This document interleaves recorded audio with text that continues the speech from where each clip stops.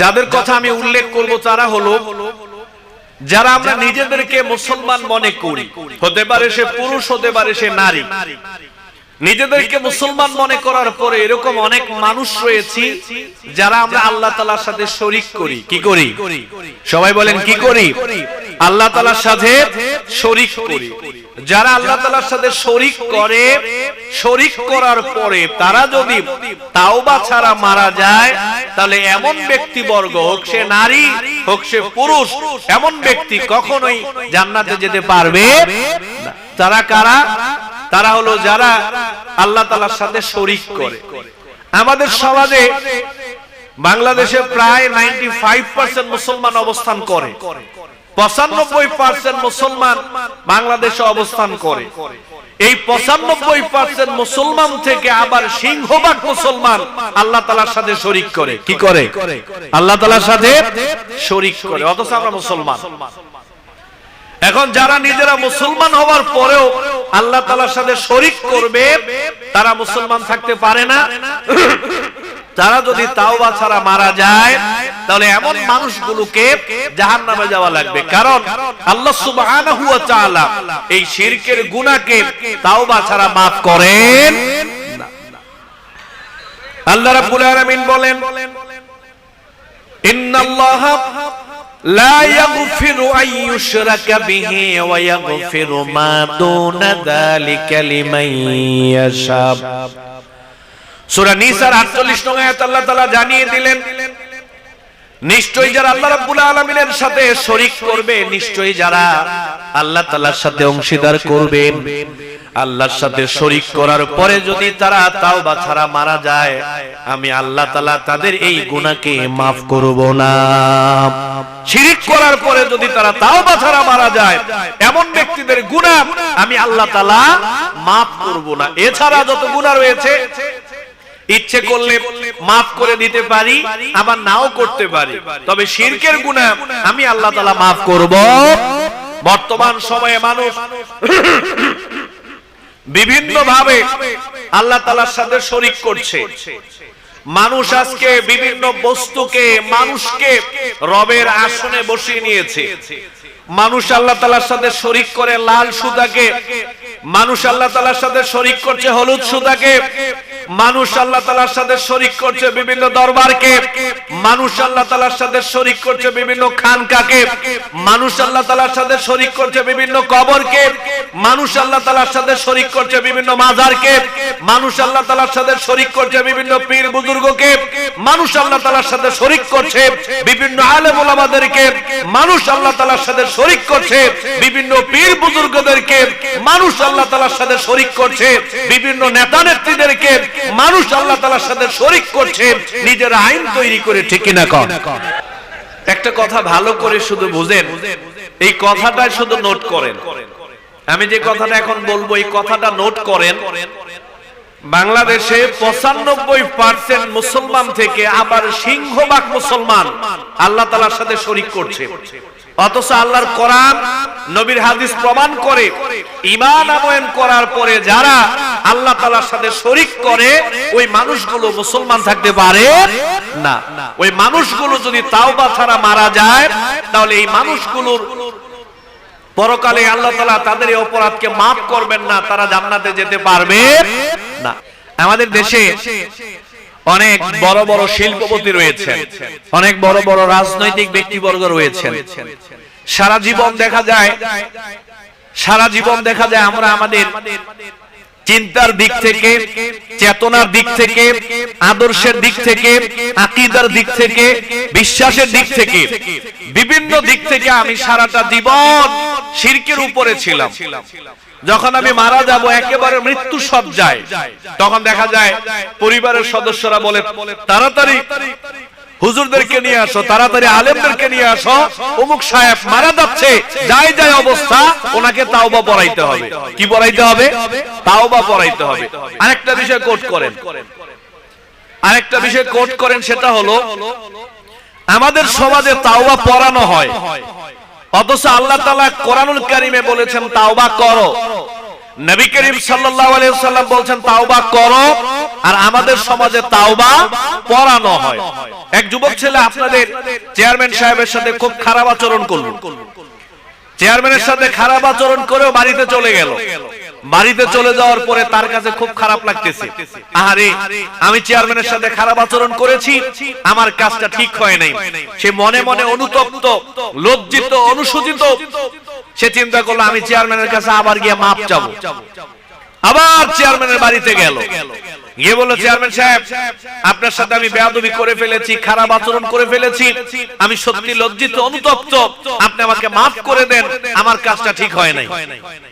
Chairman সাহেব বলল, আচ্ছা ঠিক আছে, তুমি যেহেতু তোমার ভুল বুঝতে পেরেছো, যাও আমি তোমাকে মাফ করে দিলাম। পরের দিন আবার একটা যুবক চেয়ারম্যানের সাথে খারাপ আচরণ করলো, খারাপ আচরণ করে সে বাড়িতে চলে গেল। এই খবর চলে গেল এমপি সাহেবের কাছে।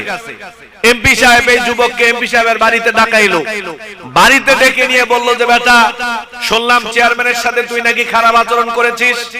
বলল যে হ্যাঁ, আমি চেয়ারম্যানের সাথে খারাপ আচরণ করেছি।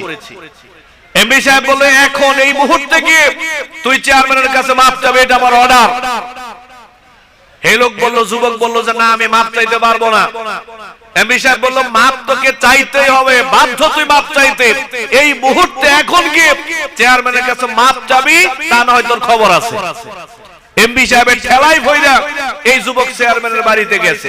বাড়িতে গিয়ে কয়, চেয়ারম্যান সাহেব মাফ করে দিয়েন। বাইরে থেকে বলতে, চেয়ারম্যান সাহেব মাফ করে দিয়েন। আগের দিনের ছেলেটা আর পরের দিনের ছেলেটার তাওবার মধ্যে পার্থক্য আছে। আগের দিনের ছেলেটা চেয়ারম্যানের সাথে ভুল করার পরে, বেয়াদবি করার পরে সে নিজে নিজে তাওবা করেছে, আর পরের দিনের ছেলেকে এমপি সাহেব নিজে তাওবা পড়াইছে। আল্লাহ তাওবা পড়াইতে বলেন, আল্লাহ বলছে তাওবা কর। তাওবা মানেই হলো নিজে নিজে অপরাধের জন্য অনুশোচিত হওয়া, লজ্জিত হওয়া, অনুতপ্ত হওয়া, ব্যথিত হওয়া, মাপ চাওয়া এবং এই কমিটমেন্ট দেওয়া যে আল্লাহ বেঁচে থাকলে এই গুনাহ আমি আর জীবনে করব, এর নাম তাওবা। এর নাম কি? আর আমি সারা জীবন শিরকি চেতনার উপরে ছিলাম, শিরকি আকীদার উপরে ছিলাম, শিরকি আদর্শের উপরে ছিলাম। এখন মারা যাই যাই অবস্থা, হুজুররা আমার গিয়ে বলতেছে কোন আস্তাগফিরুল্লাহ, কোন আস্তাগফিরুল্লাহ, কোন আস্তাগফিরুল্লাহ। এখন হে বুঝলোই না কেন আস্তাগফিরুল্লাহ বলতেছে, হে বুঝলোই না জীবনে কি অপরাধ করেছে, অপরাধের স্বীকৃতি দিল না, আল্লাহর কাছে মাপ চাইলো না। হুজুররা কিয়ামত পর্যন্ত এই লোকটাকে আস্তাগফিরুল্লাহ পড়াইতে পারবে, এটা তাওবা হিসেবে গ্রহণযোগ্য হবে না। আল্লাহ রাব্বুল আলামিন বলছেন, শিরিক করে যদি কেউ তাওবা ছাড়া মারা যায়, এমন ব্যক্তির গুনাহ আমি আল্লাহ তাআলা মাফ করব। এমন ব্যক্তি কাফের মুশরিকদের মতো চিরস্থায়ী জাহান্নামে চলে যাবে। এই যে আমরা নামাজ, রোজা, হজ, যাকাত যত ইবাদত করতেছি, এই কোন ইবাদত আল্লাহ তাআলার কাছে গ্রহণযোগ্য হবে না। আল্লাহ রাব্বুল আলামিন বলেন, وَقَدِمْنَا إِلَى مَا عَمِلُوا مِنْ عَمَلٍ فَجَعَلْنَاهُ هَبَاءً مَنْثُورًا। সূরা ফুরকানের মধ্যে আল্লাহ তাআলা জানিয়ে দিলেন, বিচারের মাঝে আল্লাহ রাব্বুল আলামিন আমাদের নেক আমলগুলোর দিকে এগিয়ে যাবে। আমাদের নেক আমলগুলোর দিকে এগিয়ে গিয়ে যখন দেখবেন আমাদের জীবনে শিরকের গুনাহ ছিল, আল্লাহ রাব্বুল আলামিন শিরকের গুনাহ দেখার সাথে সাথে আমাদের জীবনের সমস্ত নেক আমলগুলোকে ধুলার কণার ন্যায় উড়াইয়া দিবেন। কোন নাউজুবিল্লাহ। এই যে প্রচন্ড বেগে জোরে ঝড় তুফান যখন শুরু হয়, রাস্তায় ধুলোবালি ওড়ে, এরকম আল্লাহ তাআলা আমাদের নেক আমলগুলোর দিকে এগিয়ে যাবে। আমলগুলোর দিকে এগিয়ে গিয়ে যখন দেখবেন আমার চিন্তায়, চেতনায়, আকীদায়, দর্শনের আদর্শে শিরিক ছিল, আল্লাহ তাআলা সমস্ত নেক আমলগুলোকে ধুলার কণার ন্যায় উড়াইয়া দিবেন। আমল আল্লাহ গ্রহণ করবেন কাদের? আমাদের।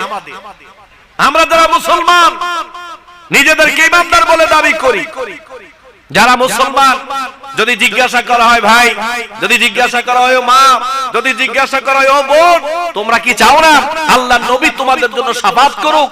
দেখবেন সবাই বলবে অবশ্যই চাই, আল্লাহর নবী আমাদের জন্য সুপারিশ করুন। বিশাল লম্বা হাদিস। আল্লাহর নবী বিচারের মাঠে সিজদায় পড়ে থাকবেন। কিয়ামত দিবসে আল্লাহ রাব্বুল আলামিন হিসাব নিকাশের দিন আল্লাহর নবী সিজদায় পড়ে যাবেন, সিজদায় পড়ে কান্নাকাটি করবেন। আল্লাহ রাব্বুল আলামিন বলবে, হাবিব মাথা উঠান, কি চাইবেন চান আপনাকে দেওয়া হবে, আপনি সুপারিশ করেন, আপনার সুপারিশকে আমি আল্লাহ তাআলা কবুল করে নেব। এবার আল্লাহর নবী বলবে, রব্বুল আলামিন যারা দুনিয়ায় থাকতে সরিষার দানা পরিমাণ ঈমান নিয়ে মৃত্যুবরণ করতে পেরেছিল, জবের দানা পরিমাণ ঈমান নিয়ে যারা মৃত্যুবরণ করতে পেরেছিল, গমের দানা পরিমাণ ঈমান নিয়ে যারা মৃত্যুবরণ করতে পেরেছিল, অনুপরিমাণ ঈমান নিয়ে যারা মৃত্যুবরণ করতে পেরেছিল, পরমাণু পরিমাণ ঈমান নিয়ে যারা মৃত্যুবরণ করতে পেরেছিল, রব্বুল আলামিন আজকে আপনি তাদের সবাইকে maaf করে দেন। সুবহানাল্লাহ, আপনি সবাইকে আজকে maaf করে দেন। আল্লাহ রাব্বুল আলামিন বলবেন, নবী জবের দানা পরিমাণ ঈমান, গমের দানা পরিমাণ ঈমান, সরিষার দানা পরিমাণ ঈমান, অনুপরিমাণ ঈমান, পরমাণু পরিমাণ ঈমান নিয়ে যারা মৃত্যুবরণ করতে পেরেছিল, জান আজকে আমি তাদের সবাইকে maaf করে দিলাম, আপনি তাদের সবাইকে আজকে জান্নাতে নিয়ে যান। সুবহানাল্লাহ, আল্লাহ নবী সবাইকে জান্নাতে নিয়ে যাবেন। নবী আবার সিজদায় পড়ে যাবেন। আল্লাহ রাব্বুল আলামিন বলবে, হাবিব মাথা উঠান, কি চাইবেন চান আপনাকে দেওয়া হবে। আল্লাহ নবী বলবে, রব্বুল আলামিন দুনিয়ায় থাকতে যারা লা ইলাহা ইল্লাল্লাহ এই কালেমার উপরে বিশ্বাস রেখে ঈমান এনে যারা মৃত্যুবরণ করতে পেরেছিল, আল্লাহ আজকে আপনি এমন মানুষগুলোকেও maaf করে দেন, এমন মানুষগুলোকে maaf করে দেন যারা শুধুমাত্র লা ইলাহা ইল্লাল্লাহ এই কালেমার উপরে ঈমান এনে বিশ্বাস করে যারা মৃত্যুবরণ করতে পেরেছিল, আপনি তাদেরকে maaf করে দেন। আল্লাহ রাব্বুল আলামিন বলবেন, হাবিব এটা আপনার বিষয় নয়, এটা আমার ব্যাপার। আমি আল্লাহ তাআলা আমার ইজ্জতের কসম করে বলছি, যারা শুধুমাত্র লা ইলাহা ইল্লাল্লাহ এই কালেমার উপরে ঈমান এনে যারা মৃত্যুবরণ করতে পেরেছিল, আমি আল্লাহ রাব্বুল আলামিন আজকে তাদের সবাইকেই maaf করে দিলাম। সুবহানাল্লাহ, সবাইকে maaf করে দিলাম, যান আপনি তাদেরকে জান্নাতে নিয়ে যান। কথাটা খেয়াল করেন, কথাটা বুঝার চেষ্টা করেন।